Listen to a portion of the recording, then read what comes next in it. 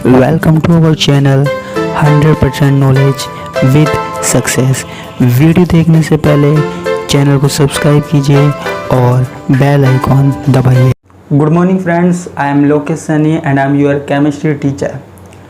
Today we will discuss about the syllabus of BSc first year. तो जैसा कि हमको पता है, आज हम बीएससी फर्स्ट ईयर की क्लासेस स्टार्ट करने जा रहे हैं, जो हिंदी मीडियम और इंग्लिश मीडियम दोनों के लिए है। तो आज मैं जो बात करने जा रहा हूँ वो कोई भी स्टूडेंट हो फर्स्ट ईयर का, उसके लिए ज़रूरी है, पूरे साल काम आएगी। आपको पता होना चाहिए कि जो आप पढ़ रहे हैं वो कैसे पढ़ रहे हैं, कितना पढ़ना है। क्योंकि आपको पता है कोरोना की वजह से वैसे भी टाइम निकला जा रहा है, तो कितना कम पढ़े हम कि उसमें अच्छे से अच्छे नंबर आ सके, वो मैं आज आपको बताऊंगा। तो आज हम पूरे सिलेबस के बारे में डिस्कस करेंगे कि हमारे सिलेबस में क्या क्या है और हमको क्या क्या पढ़ना है, क्या क्या नहीं पढ़ना, क्योंकि बुक में बहुत सारा है। तो आज हम सिलेबस की बात करते हैं। किसके सिलेबस की? केमिस्ट्री के सिलेबस की। ठीक है, तो स्टार्ट करते हैं। 12th क्लास तक आपने सिर्फ केमिस्ट्री का एक पेपर दिया था और प्रैक्टिकल दिया था। उसी केमिस्ट्री की बुक में सब कुछ था, यानी कि inorganic chemistry, organic chemistry, physical chemistry. आपको ऐसे अलग अलग कुछ नहीं पता था, सारी केमिस्ट्री एक ही बुक में थी। लेकिन अब बीएससी फर्स्ट ईयर में केमिस्ट्री को 3 पार्ट में डिवाइड कर दिया गया है। 3 पार्ट कौन कौन से? इनऑर्गेनिक केमिस्ट्री अकार्बनिक रसायन, ऑर्गेनिक केमिस्ट्री कार्बनिक रसायन, और फिजिकल केमिस्ट्री भौतिक रसायन विज्ञान। So there are 3 parts of chemistry in BSc first year, second year and third year. ठीक है, तो पहले इसका स्कीम डिवाइडेशन पढ़ लेते हैं। ठीक है,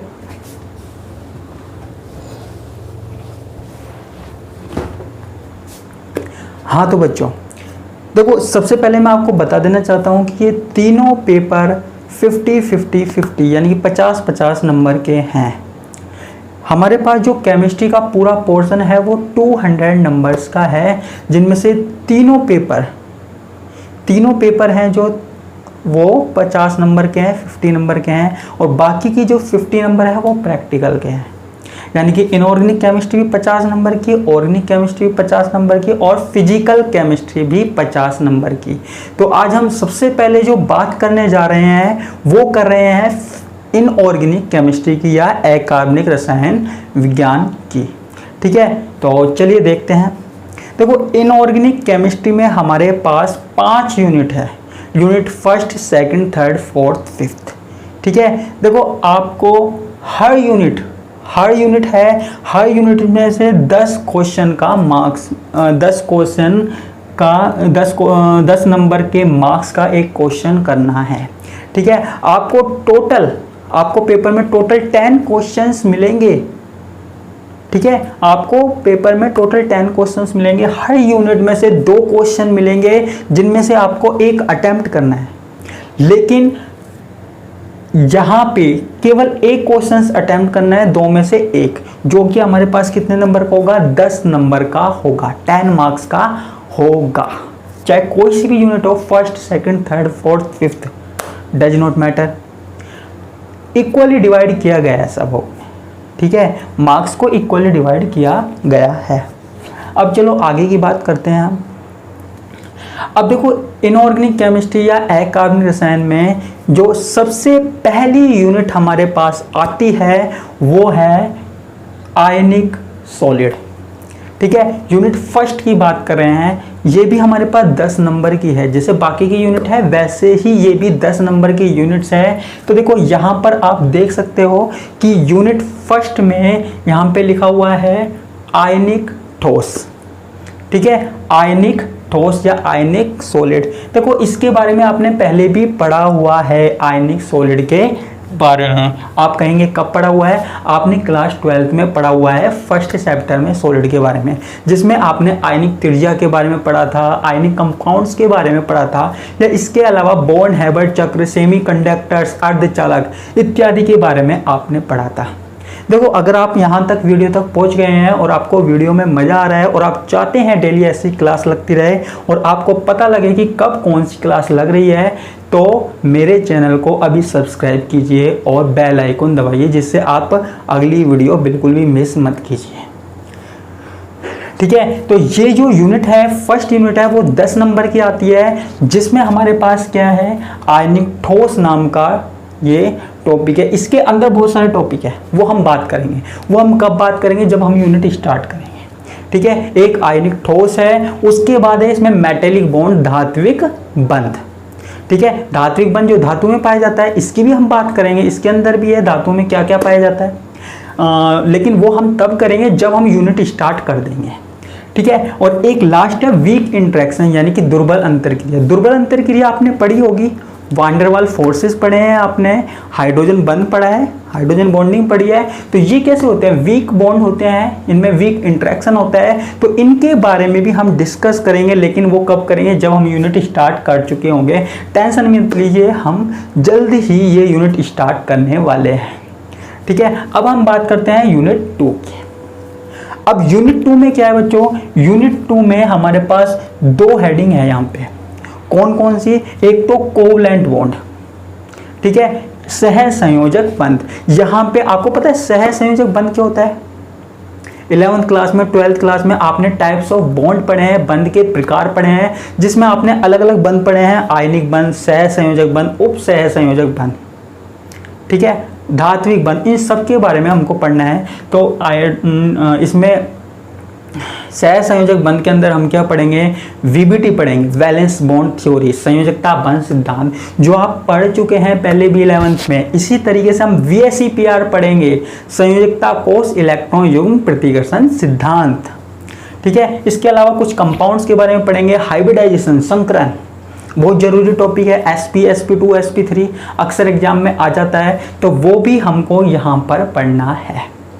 ठीक है, और इसमें दूसरा टॉपिक है एमओटी। एमओटी वैसे तो बॉन्डिंग में ही आ जाता है, मॉलिक्यूलर ऑर्बिटल थ्योरी। ठीक है, आणविक कक्षक सिद्धांत, एमओटी डायग्राम आपने बनाए होंगे। वीबीटी के बाद आता है एमओटी, वीबीटी और वेस्पर थ्योरी के बाद एमओटी आता है। ठीक है, तो वो भी हम पढ़ेंगे एमओटी के डायग्राम के बारे में। ठीक है, तो ये हमारे पास हो गया यूनिट 2। अब हम देखते हैं यूनिट 3। देखो यूनिट 3 में क्या है, यूनिट 3 में भी 2 पार्ट है। देखो मैं 2 पार्ट क्यों बता रहा हूं, क्योंकि अक्सर क्या होता है कि जो हमारे पास 2 क्वेश्चंस आते हैं, वो एक क्वेश्चन ऊपर वाले पार्ट में से आता है और एक नीचे वाले पार्ट में से आता है। ठीक है, इसलिए मैं बता रहा हूं दोनों पार्टों को डिवाइड किया हुआ है। ठीक है, अगर कोई स्टूडेंट चाहे कि वो सिर्फ एक पार्ट करना चाहता है और उसमें पूरे के पूरे नंबर मिले, तो वो एक पार्ट कर सकता है यहां पर। ठीक है, यहाँ पे पसीने पोंछने पड़ेंगे, क्योंकि यहाँ पे लाइट कुछ नहीं है, मैं बिल्कुल गर्मी में बना रहा हूँ, क्योंकि अगर मैंने पंखा चलाया या और कुछ चलाया तो आवाज़ आएगी, और मैं नहीं चाहता आपको वॉइस में प्रॉब्लम आए। मेरी वॉइस क्लियर आनी चाहिए आपको। ठीक है, अब यहाँ पे यूनिट 3 है। यूनिट 3 की बात करते हैं। यूनिट 3 देखो, इसको भी 2 भागों में बांटा गया है। यूनिट 3 में कौन सा है, एक भाग है एस ब्लॉक। एस ब्लॉक आपको पता ही है, जो स्टार्टिंग में होता है, उसके बारे में पढ़ना है। उसमें क्या क्या होता है, कौन कौन से कंपाउंड होते हैं, सब हम पढ़ेंगे किसमें, एस ब्लॉक में। ज़्यादा डिटेल में नहीं है, जैसे हमारे पास 11th 12th में था, लेकिन फिर भी कुछ तो हमको पढ़ना पड़ेगा, कौन कौन से कंपाउंड होते हैं। ठीक है, अब उसके बाद इसी में ही हमारे पास है पी ब्लॉक। देखो यहाँ पे पी ब्लॉक का आधा भाग है इस यूनिट में, यूनिट 3 में। यहाँ पे हमको पी ब्लॉक के क्या पढ़ने हैं, गुण पढ़ने हैं। पी ब्लॉक के जो प्रॉपर्टीज है उनको हमको देखना है, कौन कौन सी, जैसे इलेक्ट्रोनेगेटिविटी यानी कि विद्युत ऋणात्मकता, आयनन ऊर्जा, आयोनाइजेशन एनर्जी, इलेक्ट्रॉन एफिनिटी, ये सारी प्रॉपर्टीज हमको यहाँ देखनी है। इनमें से भी आप एक पार्ट पढ़ सकते हो, कोई दिक्कत वाली बात है नहीं। ठीक है, तो अगली यूनिट देखते हैं। अगली यूनिट कौन सी है, यूनिट 4। यूनिट 4 क्या है, यूनिट 4 में आधा पी वाला भाग है। आधा पी वाला भाग यानी कि क्या, आधा पी वाला भाग यानी कि इसमें जो महत्वपूर्ण यौगिक है, महत्वपूर्ण कंपाउंड है किसके, पी ब्लॉक के, उसके बारे में हमको यहाँ पे डिस्कस करना है। पी ब्लॉक के जो जो इंपॉर्टेंट कंपाउंड्स है वो आएंगे। ठीक है, पी ब्लॉक में कौन कौन से आते हैं हमारे पास, जैसे हमारे पास बोरोन आता है, कार्बन आता है, इनके कौन कौन से इंपॉर्टेंट कंपाउंड है, महत्वपूर्ण यौगिक है, उनके बारे में हमको यहाँ पढ़ना है। ठीक है, तो ये क्लास बिल्कुल भी मिस मत कीजिए, लेते रहिए क्लास। ठीक है, इसका दूसरा भाग कौन सा है, इसमें है नोबल गैसेज, जो उत्कृष्ट गैस है उनके बारे में पढ़ना है। जिनोन है, रेडोन है, ठीक है, जो हमारे पास होती है सबसे एंड में होती है, जिन्हें शून्य समूह के तत्व भी कहा जाता है, उनके बारे में हमको यहाँ पढ़ना है। ठीक है, दोनों पार्ट है, दोनों पार्ट में से एक पार्ट हम पढ़ सकते हैं। वैसे तो दोनों पढ़ेंगे, लेकिन यहाँ पे हम एक पार्ट तैयार कर सकते हैं अगर आपके पास टाइम नहीं है तो। और ये मैं उन स्टूडेंट्स के लिए बता रहा हूँ जिनके एग्जाम्स में कम नंबर आते हैं। क्यों? क्योंकि वो पूरा पूरा पढ़ जाते हैं, याद कुछ रहता नहीं है। तो हम इस तरीके से तैयारी करेंगे कि हमारा कुछ ना रहे, हमारे नंबर पूरे आए। ठीक है, और लास्ट में हमारे पास है यूनिट 5। यूनिट 5 में क्या है, यूनिट 5 देखते हैं। यूनिट 5 में हमारे पास है नाभिकीय रसायन और रेडियो सक्रियता, न्यूक्लियर केमिस्ट्री और रेडियो केमिस्ट्री। अब ये क्या चीज़ है, देखो नाभिकीय रसायन, अभी तक हमने परमाणु की बात कर रहे थे, इलेक्ट्रॉन, प्रोटॉन, इलेक्ट्रॉन की बात कर रहे थे, लेकिन अब हम बात करेंगे इस यूनिट में सिर्फ नाभिक की, न्यूक्लियस की, कि न्यूक्लियस के अंदर क्या क्या होता है, कौन कौन सी क्रियाएं होती है। ठीक है, और फिर उन क्रियाओं से क्या होता है। लाइक जैसे आपने देखा है ना, परमाणु बम के बारे में सुना है, परमाणु बम का विस्फोट होता है, कितना खतरनाक होता है, कितना डेंजरस होता है। तो वो परमाणु बम के बारे में भी हम यहाँ पढ़ेंगे, परमाणु बम कैसे बनाया जाता है, उसको बनाने की क्या विधि है, क्या मेथड है। ठीक है, और इसी तरीके से हाइड्रोजन बम। ठीक है, परमाणु बम जो धमकी देता रहता है पाकिस्तान की, हम इंडिया पे बार बार गिरा देंगे, लेकिन नहीं गिरा पाता। तो हम उन चीज़ों के बारे में भी डिस्कस करेंगे। तो ये हमारे पास सिंपल सा डिस्कशन हो गया इनऑर्गेनिक केमिस्ट्री के बारे में। इसके अलावा जो ऑर्गेनिक केमिस्ट्री है और फिजिकल केमिस्ट्री है, उनके बारे में डिस्कशन हम तब करेंगे जब हम वो बुक स्टार्ट करेंगे या उसकी यूनिट स्टार्ट करेंगे। तो अभी हमने इनऑर्गेनिक केमिस्ट्री की बात की है। ठीक है, तो आज के लिए इतना ही हो पाएगा बच्चों। तो नेक्स्ट हम अगली क्लास में देखेंगे, जिसमें हम इनऑर्गेनिक केमिस्ट्री ये बुक स्टार्ट कर देंगे। तो अगर आपकी ख्वाहिश है कोई यूनिट पढ़ने की, इनमें से कोई अच्छी लग रही है तो मैं वही पढ़ाऊँगा, तो वो आप मुझे कमेंट बॉक्स में बता सकते हैं और फिर हम वो स्टार्ट करेंगे। नहीं तो फिर मैं अपनी मर्ज़ी से कल यूनिट स्टार्ट कर दूँगा कोई सी भी। ठीक है, तो इसी के साथ मैं आपसे विदा लेता हूँ। नमस्कार, बाय बाय।